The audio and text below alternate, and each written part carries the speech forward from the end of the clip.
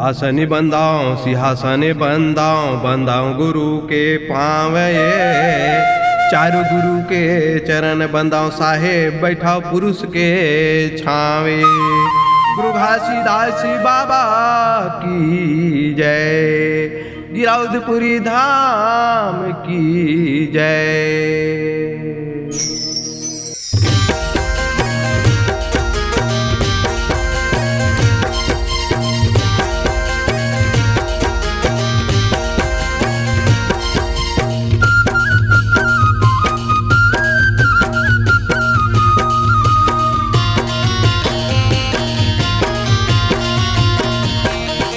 छत्तीसगढ़ के भाग जगा दिए साहेब गिरौदपुरी माँ जन्म लेके। छत्तीसगढ़ के भाग जगा दिए बाबा गिरौदपुरी माँ जन्म लेके।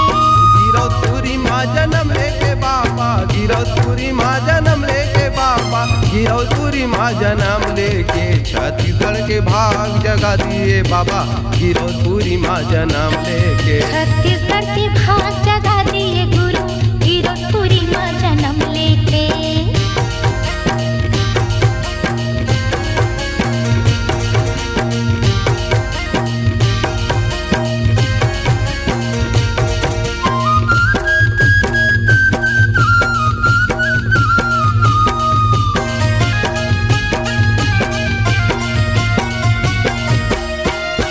गिरौदपुरी भंडार तिलासी चटवा में महिमा दिखाए बाबा, चटवा में महिमा दिखाए।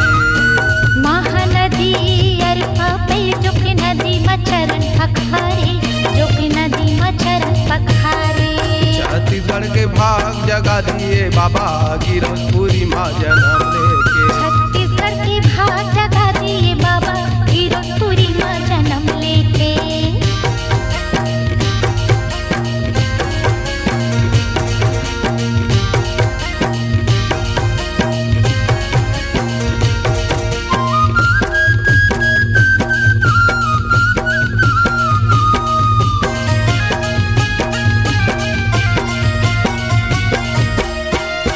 चरण कुंड अमृत कुंड में अमृत धार बहाए बाबा, अमृत धार बहाए।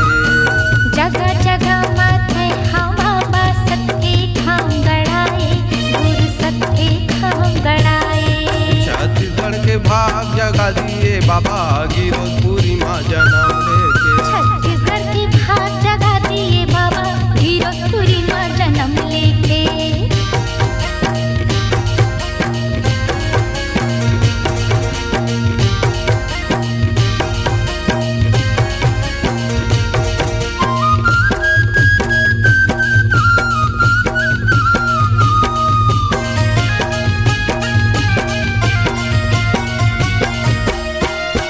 छत्तीसगढ़ में तहाँ बाबा सत के पंथ चलाए, गुरु सत के पंथ चलाए।